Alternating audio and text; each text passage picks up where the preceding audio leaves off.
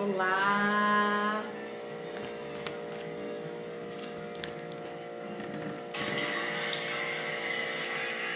Olá!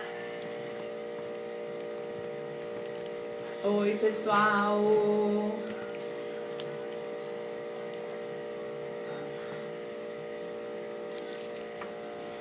E aí, gente? Tudo bem com vocês? Boa noite! Leinha chegando, Sueli. Quem que tá chegando no Face aí? Dá um oi pra gente. Tudo bem com vocês? Vamos dar um tempinho aqui pro pessoal chegar.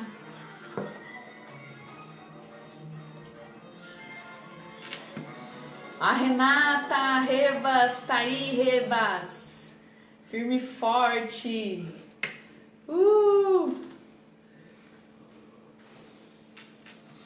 Os codinhotos vão entrando, hein?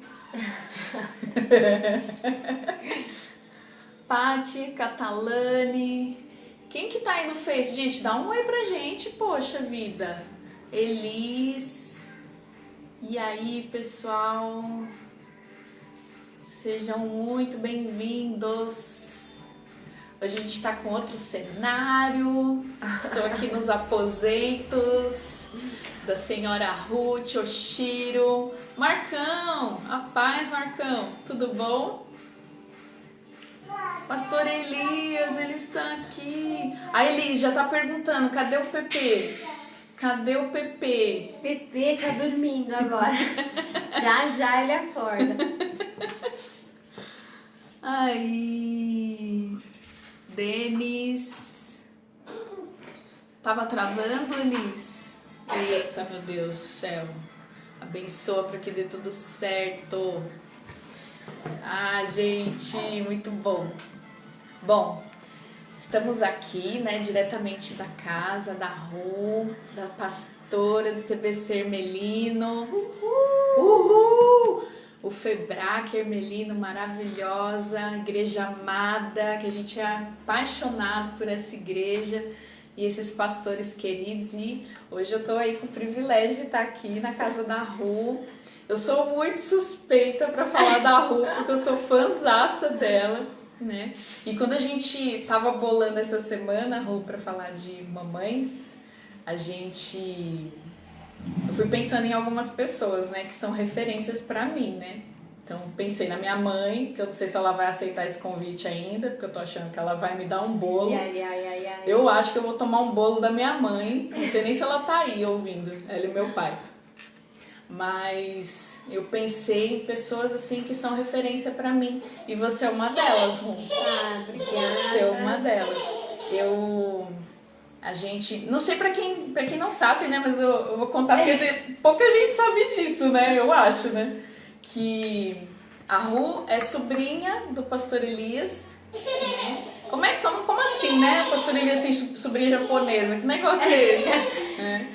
A Débora se casou com um japonês, um japa, gente fina, né, Ru? Fala mal dele. Essa família de italianos. Exatamente. Eu que agradeço, viu, Ju? Um convite, um privilégio estar com você aqui na minha casa, abrir as portas da minha casa para vocês também. É verdade.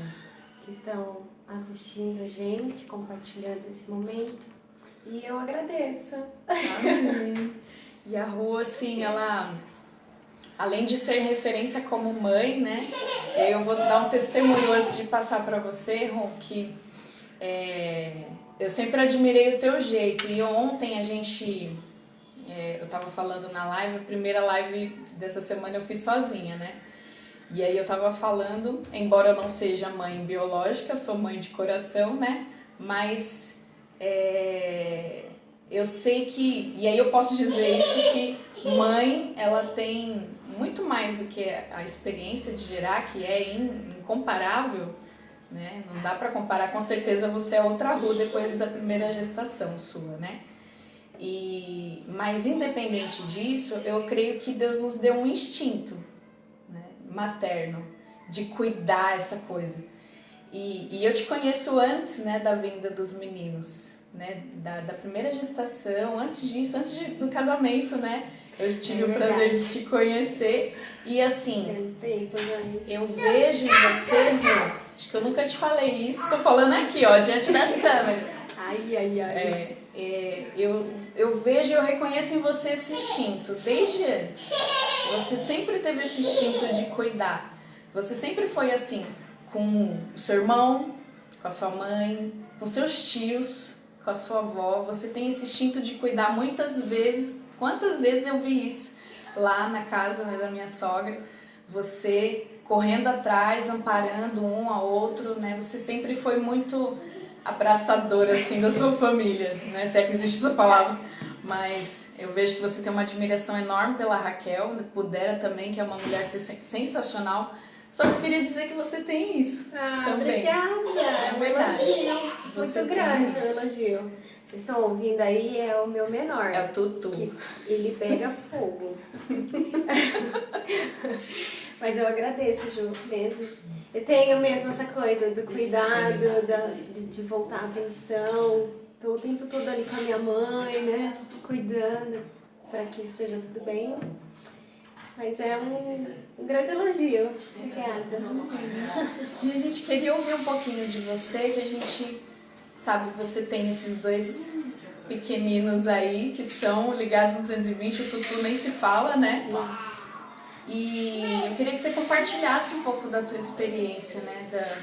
Eu sei, como eu disse aqui, né? Você é outra Ru depois da vinda dos meninos, né? Como foi essa transformação no seu coração, na sua vida, na sua rotina?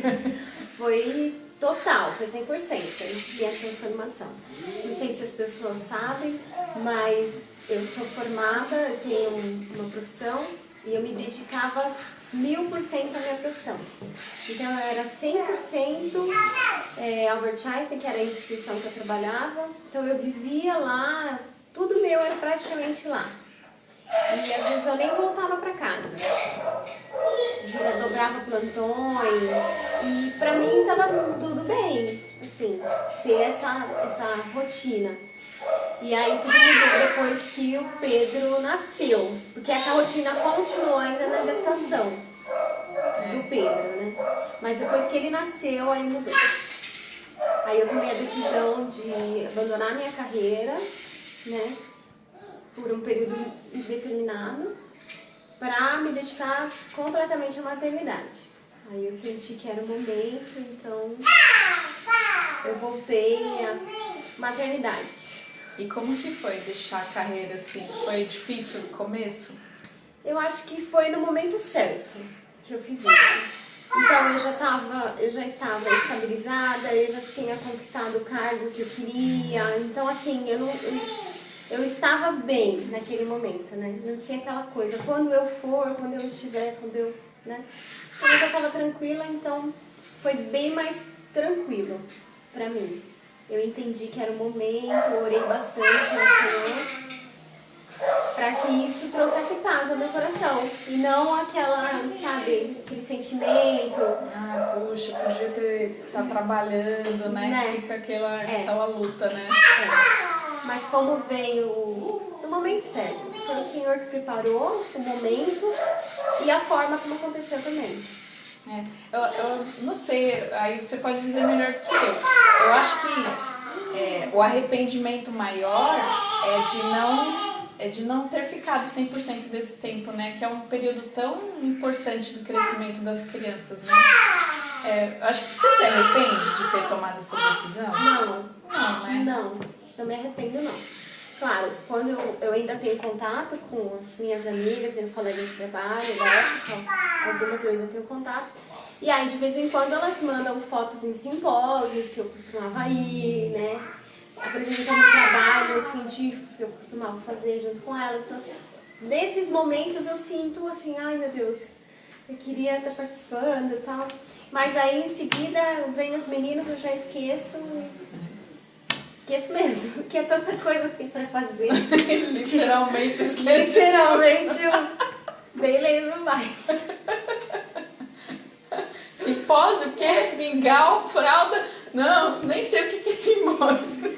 É complicado. cada Mas assim, tirando a rotina e a loucura que deve ser, né?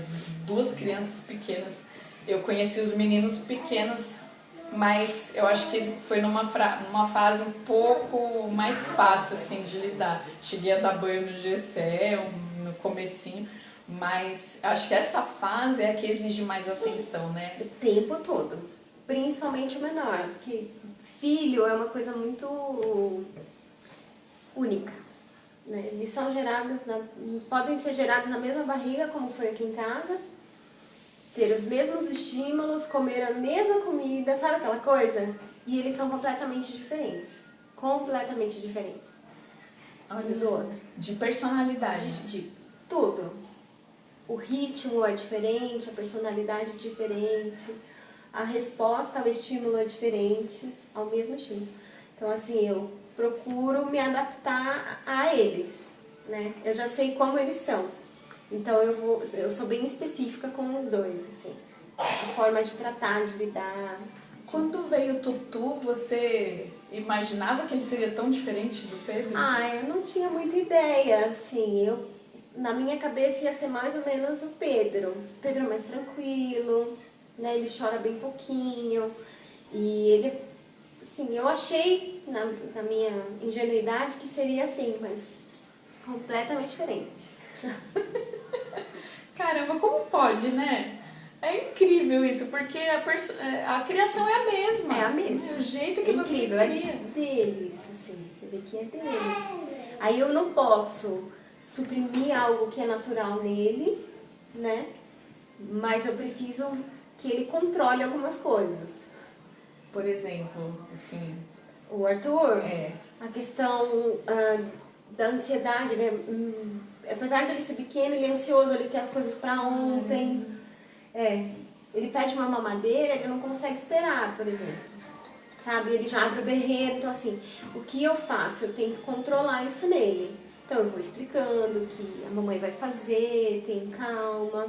Às vezes eu tô fazendo alguma outra coisa, eu explico, assim que eu terminar isso eu vou fazer o que você tá pedindo. Mas é um processo de aprendizado, né? Mútuo, tanto meu quanto deles. E aí eu preciso gerenciar algumas coisas, por exemplo, no Pedro. A questão dele ser muito tranquilo, às vezes atrapalha ele. Na escola os amiguinhos acabam batendo nele, ele não tem reação, então assim, eu preciso trabalhar isso nele também, né? Então, dos dois lados eu preciso trabalhar, mas é tranquilo porque eu conheço os dois. Então eu sei o ponto fraco, o ponto forte, o que precisa de ênfase, o que não. Aí você tem conseguido respeitar essa... É difícil, né? Eu tô tentando me colocar no seu lugar, porque eu vejo assim, quando a gente tá juntos, né, em família, eu vejo que o jeito do Pedro é realmente totalmente diferente. Ele parece que o Pedro é mais concentrado, né? Ele é. Ele consegue se focar. De pequeno, assim, é impressionante.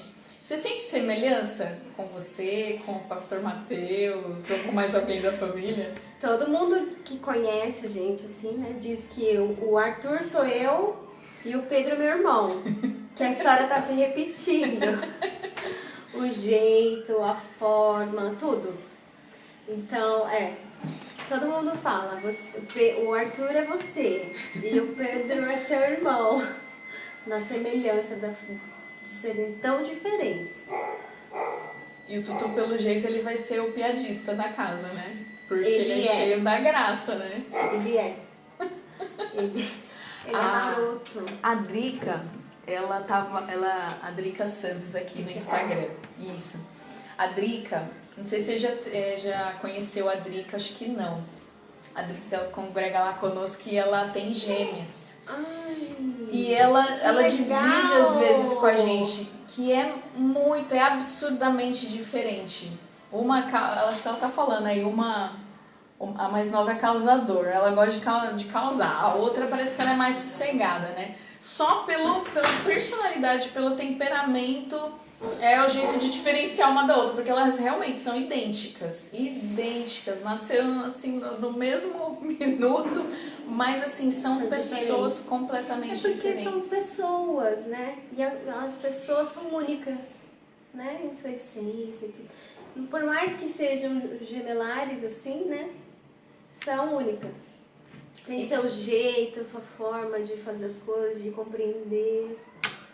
Puxa, que legal, amor. Às vezes a gente tem, às vezes a gente observa de longe assim algumas mães e a gente é muito tentada a fazer comparações, né? De ter cria uma expectativa enorme no filho que é mais atentado, vamos dizer assim, né? Que ele é mais ligado no 220, a gente quer tanto, a nossa expectativa é que ele seja igual àquele que é mais quietinho, né?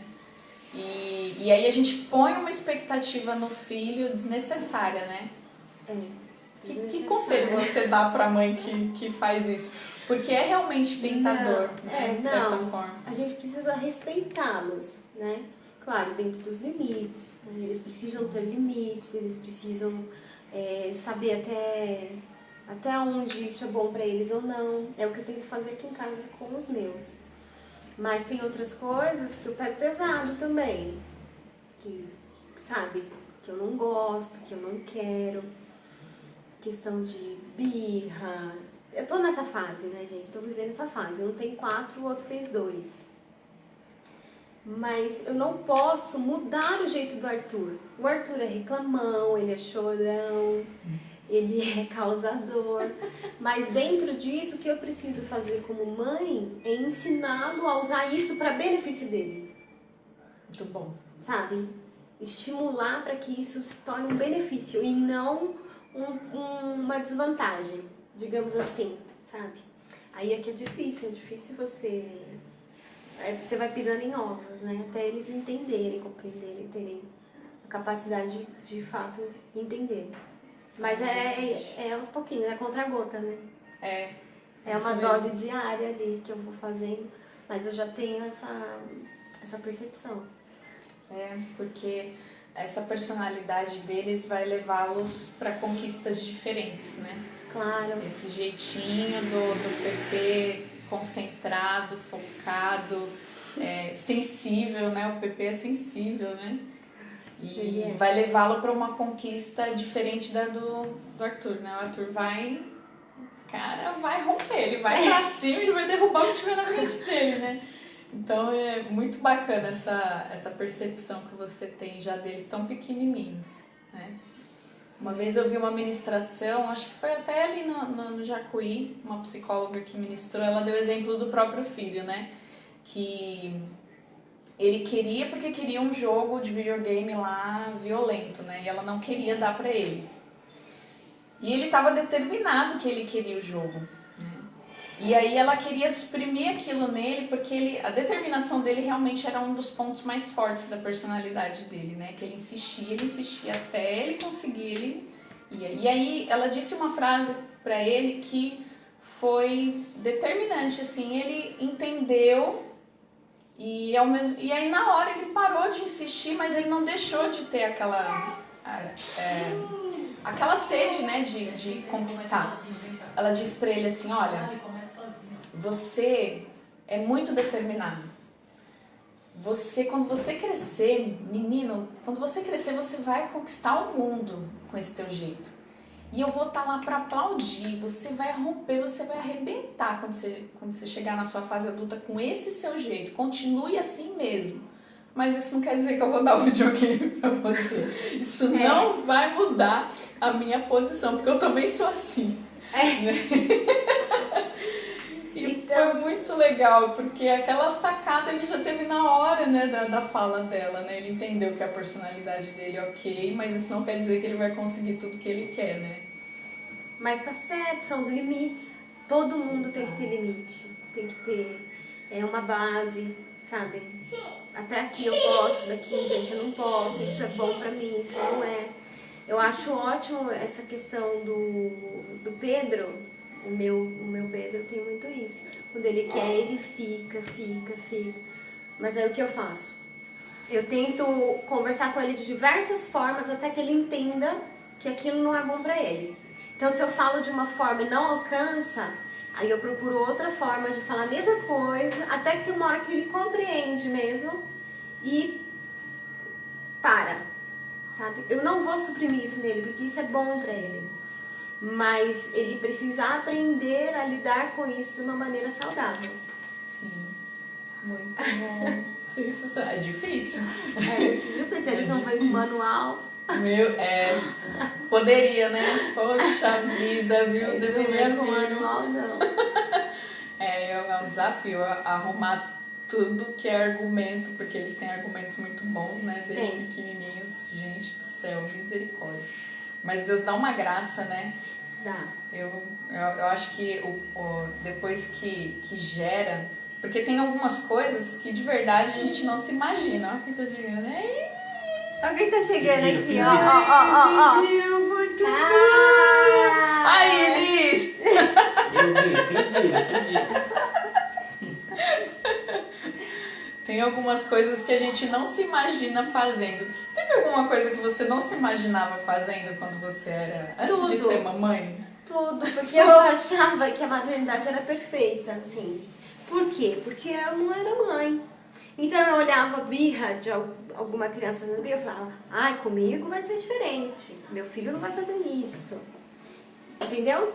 Mas chega na hora, na maternidade, que você tá ali vivendo aquela situação, é diferente. Aí eu comecei a pensar o que eu faço com essa situação. Como eu melhor resolvo essa situação. Porque tá acontecendo, né? Sim, está acontecendo ali. Do fogo cruzado, né?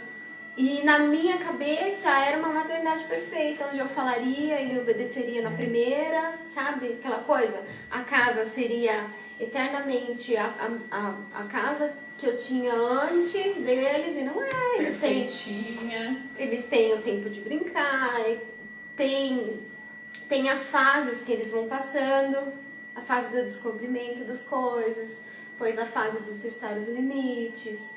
E cada fase que vai surgindo, eu preciso me adaptando para acolhê-los da melhor forma possível, né? Então agora eu estou vivendo essa fase deles maiorzinhos um pouquinho, já um pouquinho mais independentes de mim, mas a todo tempo, trabalhando a questão de obediência, porque precisa começar agora, de pequenininho, né? A referência da obediência, do temor ao Senhor. O Pedro já teve experiências com Deus, você acredita? Que sensacional, puxa. O Pedro já teve uma experiência ímpar com Deus, onde ele teve um sonho e Deus se revelou a ele nesse sonho. Ai, que coisa mais linda. Quando ele acordou, ele veio conversar comigo, ele falou, mamãe, eu vi Deus. Eu vi Deus, né? Ai, meu Deus, como que segura ele nessa hora? Ele tem 4 anos e ele falou que ele viu Deus e Deus falou com ele. Eu falei, o que Deus falou com você, Pedro? Ele falou assim, ele cantou um pedaço de uma música pra mim, foi o que Deus falou com ele. Ele falou assim, as ondas atendem ao meu chamar, sossegai. Ele cantou pra mim, você acredita? Que coisa linda. Na hora eu fiquei tão emocionada, eu falei, filho, é mesmo? Então assim, invista no teu filho desde pequenininho, porque Jesus fala, o Senhor fala com eles. Incrível, falou com Pedro através de um sonho e o Pedro acordou impressionado com a grandeza de Deus. Ele falou assim, Deus é muito grande, mamãe, ele é muito grande, eu vi. Ai, Jesus, não tem preço. Eu vi, então assim, investir neles desde de pequenininho mesmo, porque eles são como esponjas, estão ali absorvendo tudo, o tempo todo, não só o que você fala, mas principalmente o que você faz diante de alguma situação. E é incrível isso, como eles já sabem a forma como eu e o papai vamos reagir a alguma coisa que eles fazem, eles já sabem, não é de eu falar, é deles verem a gente fazer dentro de casa. Eles cruzam, né, o que vocês falam com a atitude em si, né? O tempo todo. Se realmente, será que ele vai fazer aquilo que ele me diz pra fazer, que tem que ser assim? E a gente é avaliado, né, por eles o tempo todo, né? O tempo todo. E se a gente faz alguma coisa que não está em concordância, ele verbaliza o Pedro. Olha só. Ele fala assim pra mim. Que demais. Mamãe, não é assim. Não é assim que fala. Olha que coisa sensacional. Eu sempre falo pra ele, tem que falar com um jeitinho, né? Assim, e às vezes eu tô nervosa, eu falo, ai Pedro, senta, fica quietinho um pouquinho. Mas eu falo mais assim, fica quieto. Aí ele, mamãe, fala direitinho. Fala Gente, direitinho. É verdade. Então, Eu me lembro de uma vez que o Gessé era pequeno e a gente tava tudo no carro. Ai, o Gessé devia ter uns 6, sei lá. E aí o Elias passou o farol vermelho. Nossa, foi o suficiente. Pai, você passou o sinal vermelho. Você tá fazendo errado. Ele levantou lá de trás e repreendeu, assim. Então, nossa, a gente é observado o tempo todo. Demais isso. E... Ru, ontem a gente estava falando sobre dar conta, né? Foi um dos pontos que eu falei ontem. E sobre dar conta em momentos de perda. Em situações de perda, em situações de frustrações, quando nem tudo dá certo, né? Na maternidade, na relação com os filhos, né? De toda a sua experiência, né? Que você achou que você não ia dar conta. Sei que você tem um testemunho muito forte, né? Que fortaleceu já muitas mulheres, né? Queria que você compartilhasse, dividisse um pouquinho com as meninas do Taboão. Então, assim, acho que nem todos sabem, né, a história. Vou contar rapidamente. Sim. Eu tive o Pedro, o Arthur, e em seguida eu já queria outra gestação. Todas elas foram planejadas, né? E aí aconteceu que na terceira gestação, quando eu achava que estava tudo... Não, eu já sou mãe, assim, eu já sei como funciona, eu já... Sabe aquela coisa? Uma falsa segurança. E aí, logo no começo, eu acho que estava com umas 10 semanas, 12, logo no começo, nós descobrimos que era um aborto retido, que o bebezinho tinha falecido. E aí eu descobri o luto, né, na gestação, um luto gestacional. Foi quando eu comecei a entender o que era. Então aí eu precisei esperar um período, foram em torno de 10 dias, que eles estavam esperando que o meu corpo expelisse, né? Mas não aconteceu, então eu tive que ser internada e aí foi feita uma curetagem, a primeira curetagem, né? Desse bebezinho. Foi em dezembro, foi no dia 30 de dezembro e foi muito triste para mim, muito triste, porque todas as minhas gestações foram muito desejadas, planejadas, desejadas. E perder um filho, por mais que seja com 10, 12 semanas, é muito difícil, muito dolorido. Ali eu comecei a entender o luto gestacional. Aí mais pra frente eu engravidei novamente e aí tava transcorrendo tudo bem, tudo tranquilo, a gestação avançando. E aí nós descobrimos que era uma menina. Aí foi uma festa, 2 meninos e uma menina, e foi uma loucura. E aí eu corri, fiz o parto, comprei muita coisa, né? Ganhei muita coisa também de menina. E todo mundo naquela expectativa, era a Laura, né, que tava vindo e tudo. E aí acho que no segundo morfológico, depois do segundo morfológico, que já está um pouco maior, né, o bebê, nós descobrimos que ela era portadora de uma doença muito grave e que era incompatível com a vida extrauterina, né, que ela dificilmente ela chegaria ao final da gestação viva, e se ela nascesse, ela morreria em questão de horas, né? E aí foi muito difícil. Foi muito difícil para mim, porque eu carregava a minha filha. Você participou, né, de alguns momentos difíceis eu carregava ela e por conta da doença dela, ela tinha muito estímulo, ela se mexia 24 horas e eu sentia ela mexendo E eu sou da área da saúde, eu sabia o prognóstico e aquela coisa, eu fiquei muito atordoada, muito. Eu vim pra minha casa no mesmo dia com 4 diagnósticos de diferentes médicos, que eu rodei São Paulo aquele dia. Eu queria que alguém falasse que estava errado, né? Foi a negação, assim, de primeira foi uma negação muito forte. E eu vim pra casa, eu tive que esperar o momento em que a Laura falecesse, né? E foi muito difícil. Eu fiquei, assim, nesse momento a minha mãe assumiu o cuidado dos meus filhos, porque eu não tinha mais condições de cuidar, né? Eu ouvia os meus filhos brincando pela casa, mas eu não saía do quarto. Então eu fiquei muitos dias trancada no meu quarto. E aquela coisa, né? Eu não conseguia entender o que estava acontecendo. E foi um dos momentos mais difíceis, acho, da minha vida. Até que a Laura faleceu, nós fomos para o Santa Joana, internamos, e aí foi um outro processo tão difícil quanto, que foi a indução do parto normal dela. Então foram 19 horas de trabalho de parto, sendo que ela não ajudava, porque ela né, tinha morrido, e foi muito difícil. Mas eu achei que eu não ia suportar.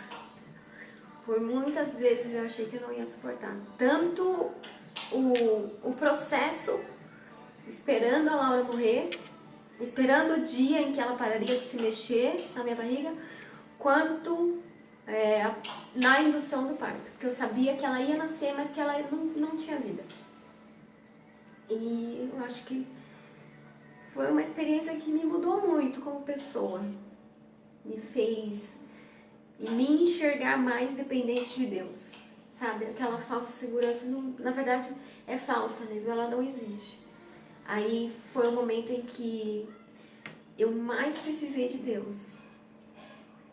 E Deus me acolheu de uma forma sobrenatural, porque Ele enviava pessoas na minha casa para orar por mim, sendo que eu nem levantava da cama no período em que eu estava esperando, né, acontecer o dia em que eu fosse para o hospital. E lá no hospital, a equipe médica me tratou muito bem, eles sabiam, né, que era uma natimorto. Então eles me colocaram separado das outras mulheres. Então assim, em tudo Deus cuidou de mim ali, né? Por mais difícil que tenha sido a situação, eu fui muito bem amparada por pessoas ali que o Senhor mandou para mim. Minha família se levantou, vocês vieram na minha casa orar no momento mais difícil, que foi o momento do diagnóstico que eu recebi, o primeiro diagnóstico, né? Todos os tios vieram aqui na minha casa, oraram por mim, e eu fiquei tão atordoada naquele turbilhão todo que eu nem lembro quem veio na minha casa, quem, sabe? Te falar a verdade, eu acho que eu não lembro. Mas a Laura foi um marco nas nossas vidas, tanto na minha quanto na do Mateus, na dos meninos, na toda a família, eu acho. E viver o luto dela, né? Porque com os meninos pequenos é muito difícil você viver um luto. Então, assim, eu tenho que dar conta deles, né? Porque acabou. Tão obscuro ainda para eles, né? Compreenderem isso. Porque acabou o processo físico da Laura, né? Mas a Laura sempre vai estar comigo. Ela é minha filha, né? Eu gerei. Eu tive o parto normal. Depois, quando ela nasceu, eles romperam a bolsa, ela nasceu. E aí o médico perguntou se eu queria ver a Laura. E aí eu disse que sim, que eu queria. Tava eu e uma tia minha, a Noemi. Ela conheceu a Laura, foi a única pessoa que conheceu. E eu fiquei com ela ali no colo um período, que eles me deixaram, assim, eu, minha tia. Então nós ficamos com ela ali. Foi um momento que eu tive de agradecer a Deus por ter enviado a Laura para mim, mesmo que tenha sido um período tão curto. mas que ela significa tanto pra mim, até hoje. Muito. Sim, então eu sempre, eu me lembro da Laura. Eu sei que eu tô passando ainda pelo processo do luto. Eu já tô no final, eu acho, do processo do luto da Laurinha. Mas eu me permiti viver o luto dela, mesmo com os meninos pequenos, sendo tão difícil, né?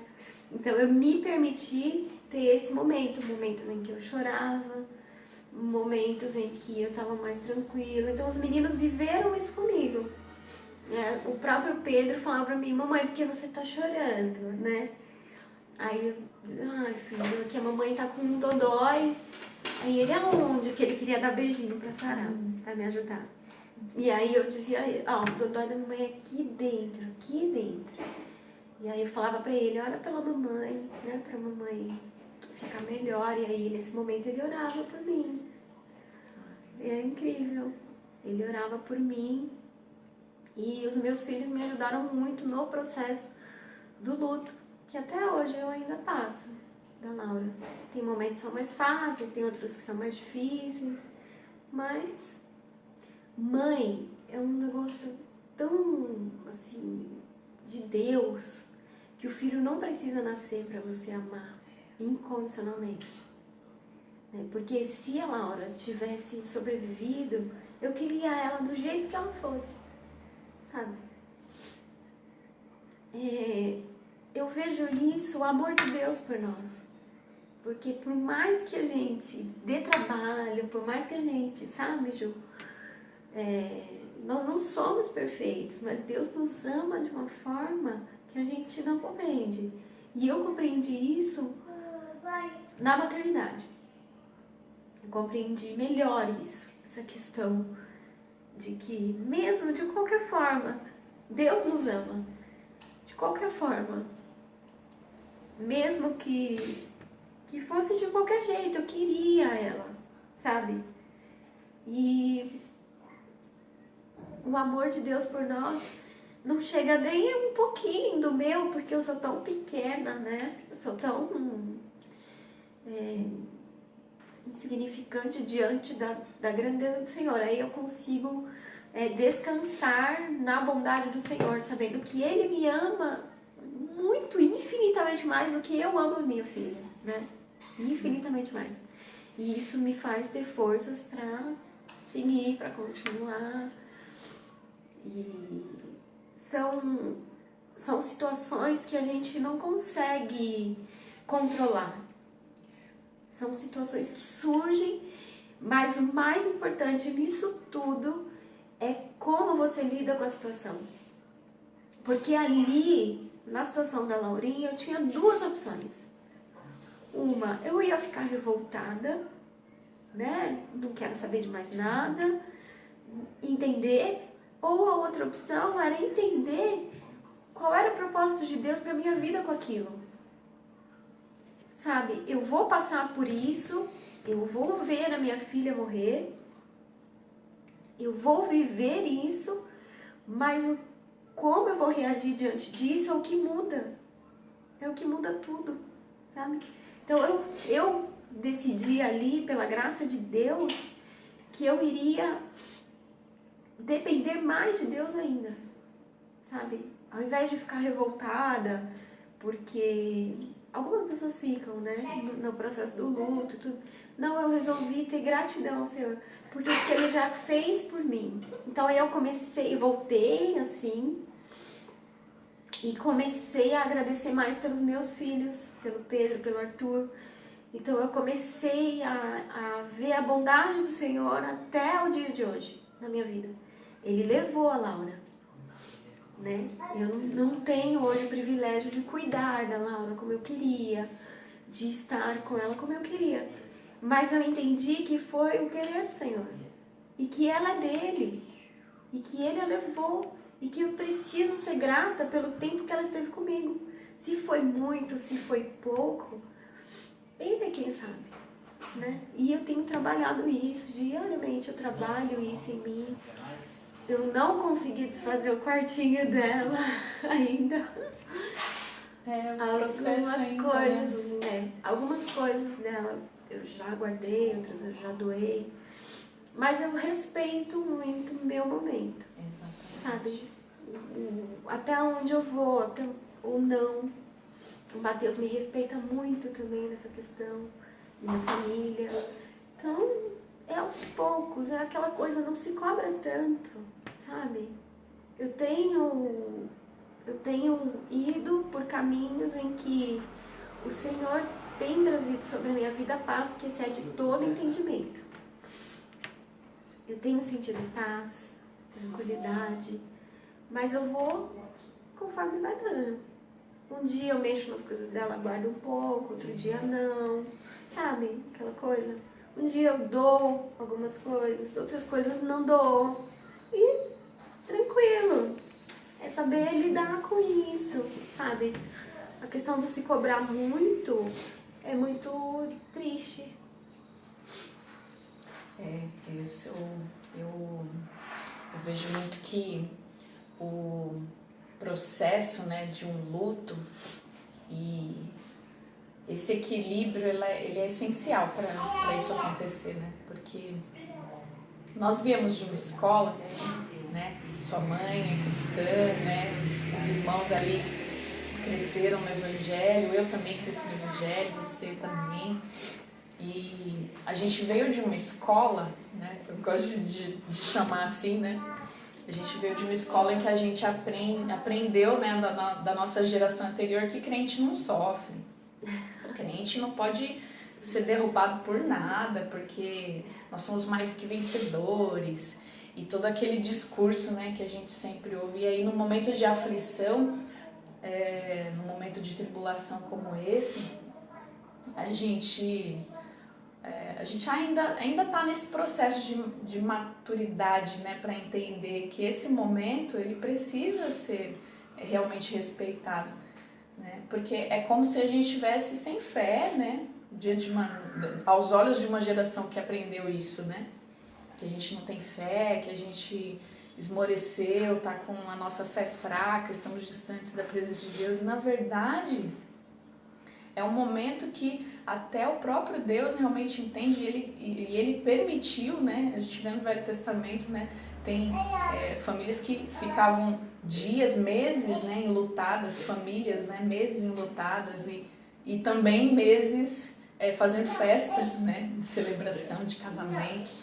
Então, Deus entende esse momento, né? E quando a gente não vive ele, né? No momento que tem que ser vivido, né? Em algum momento da nossa vida, lá na frente, a gente vai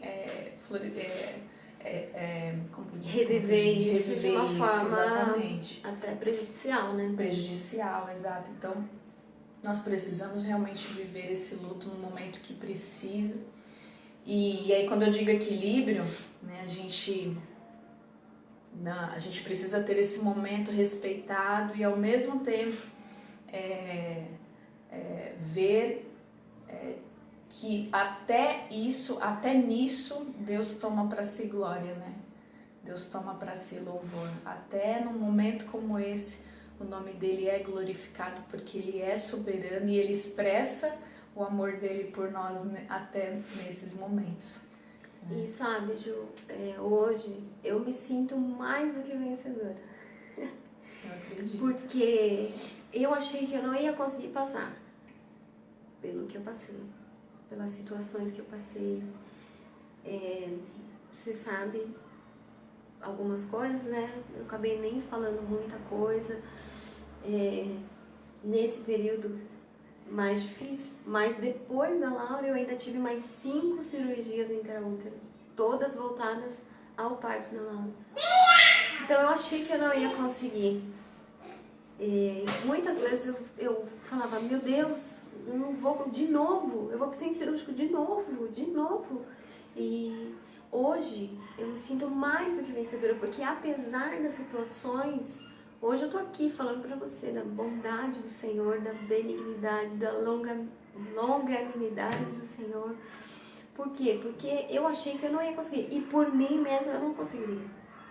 Mas Ele, pela misericórdia dele, Ele derramou sobre a minha vida uma graça sobrenatural. Que hoje olhando eu digo, nossa, foi difícil. E foi difícil. Mas pela misericórdia do Senhor eu estou aqui. Para falar para você que por mais difícil que seja a situação, Deus nos dá o escape. É dele que vem o consolo, é dele que vem a esperança de que dias melhores virão, de que coisas incríveis eu ainda vou viver, que ele vai permitir que eu viva junto com a minha família, sabe? Há momentos em que a gente entra no desespero até, né? Fala, meu Deus, eu não sei nem o que vai acontecer, como vai ser. Mas quando a gente entende que o Senhor é literalmente o Senhor de todas as coisas, aí a gente tem um refrigério, um alívio, de que mesmo que eu não tenha minha filha, porque eu ainda sonho, né? Eu ainda tenho sonhos.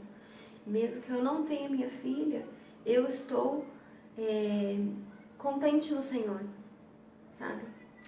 Porque Ele tem cuidado de uma maneira sobrenatural, em todos os sentidos da minha vida. Amém. Amém. Que você possa se apropriar desta palavra, desse testemunho tão forte, né, da pastora Ruth.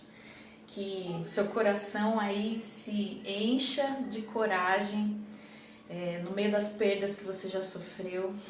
Está aqui uma pessoa que pode te dizer por experiência própria, né, que ela rompeu com isso. E hoje ela é uma outra pessoa, né? Eu sei que o Pedro e o Arthur já desfrutavam de uma mãe maravilhosa.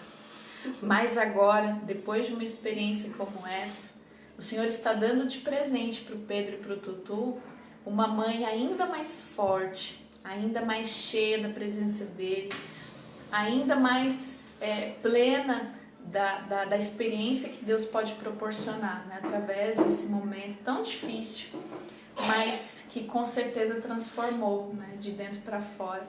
E hoje essa família desfruta disso. Então creia, apesar, né, de tão terrível que talvez seja a sua história, através disso pessoas vão ser impactadas pela sua vida, os seus filhos vão desfrutar disso, o seu esposo, a sua esposa vão desfrutar da sua história.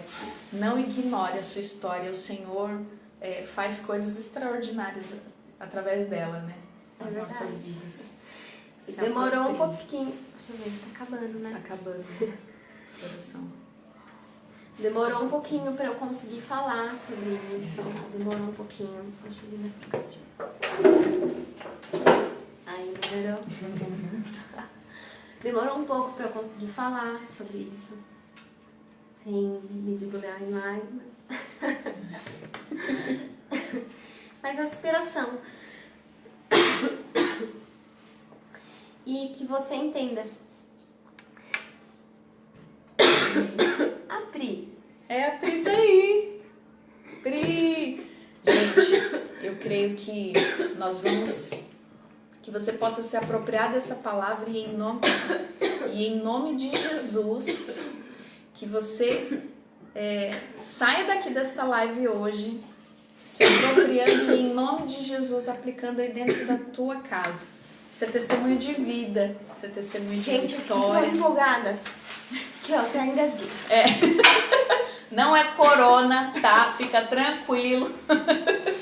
Continua orando por nós, mas não é corona não, graças a Deus. Amém? Nós queremos orar pela sua vida, pela vida destas mulheres que aqui estão conosco. Amém. Que você, em nome de Jesus, possa aplicar aí no teu lar, né? E não esmoreça por conta das tuas perdas, daquilo que você passou. Deus permitiu porque Ele sabe. Ele sabe, Ele já deu escape para que você suporte e Ele sabe quem é que vai desfrutar da tua história. Amém? Vamos orar? Senhor, em nome de Jesus, obrigada, Pai. Obrigada, Pai, por esse momento tão gostoso, Pai. Esse momento, Deus, em que nós recebemos, ó Pai, da parte da pastora Ruth, essa experiência tão poderosa, Pai. Uma experiência difícil, como Senhor Deus, a experiência de algumas aqui que estão orando conosco. Mas, Senhor, nós temos aprendido, Pai, que tudo é para a Tua glória e de fato tudo coopera para o nosso bem. Amém. Como a Ruth testemunhou aqui, Senhor, como isso a fez enxergar, ó Pai, o amor incondicional que vem do alto. Ela pôde enxergar através dessa experiência, Senhor. Deus, em nome de Jesus, ó Pai, que a maternidade, Senhor Deus, não seja vista, Senhor, aos nossos olhos apenas como um fardo, Pai. Que não seja vista aos nossos olhos, ó Pai, como um momento, Pai, em que exige de nós atenção, 100%, Pai, do nosso tempo. Deus, o Senhor nos permite, Senhor, gerar vida dentro de nós, ó Pai. Senhor, em nome de Jesus, ó Pai, que nós possamos olhar com este olhar, ó Pai, nos ensina. Em nome de Jesus eu te peço, Pai, conduza, Senhor, cada mãe, Senhor, aqui presente. Conduza, Senhor, cada família, Pai. E em nome de Jesus, leva, Senhor, a experiências contigo, Pai. Desde as menores, ó Pai, até as maiores, as mais desafiadoras, como as que ouvimos aqui, Senhor. Mas que tudo seja para a Tua glória, Senhor, em nome de Jesus. Amém. Amém, queridos, queridas, obrigada pela presença de vocês. Driquinha, a Leinha, quem mais está falando aqui? A Luzia, o Adonis, e Adonis está aqui. Edi, Margarete, olha, obrigada pela participação de vocês. Vai estar disponível aí, como sempre, no Insta e no Facebook. Quem não assistiu, ó, chama alguém aí, indica aí, porque olha, testemunho maravilhoso. Obrigadão. Né? A gente sabe que não é fácil, né, falar sobre esse assunto, mas eu entendo, eu sei que você entende que isso tudo que aconteceu é para abençoar mulheres, né?